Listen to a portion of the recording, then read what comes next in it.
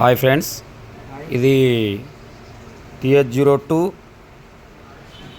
UE 0774లో diesel అక్కడ కొట్టించాడు వైజాగ్లో. ఏ bunk?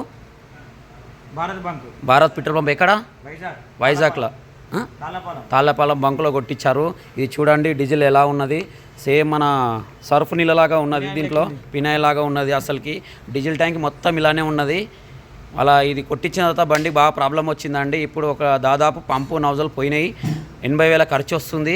ప్రతి ఒక్క డ్రైవర్, ప్రతి ఒక్క కస్టమరు ఆలోచించి కొట్టియండి. కొట్టించే ముంగటో డీజిల్ ఎట్లా ఉందనేది చూసి కొట్టియండి.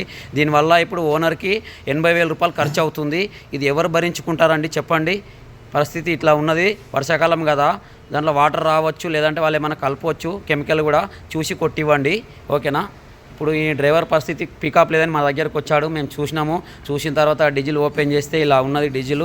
కొంచెం చూసి ఆలోచించి కొట్టియండి, కొట్టించే ముంగట. ఓకేనా? దీనికి ఇప్పుడు 80,000 ఖర్చు అవుతుంది. పంపు నౌజులు మొత్తానికే పోయినాయండి. ఓకేనా? ఇది బండి పరిస్థితి. చూడండి ఇక్కడ చాలా ఉన్నది డీజిల్. దీంట్లో కూడా చూడండి డీజిల్ ఎలా ఉన్నది సేమ్.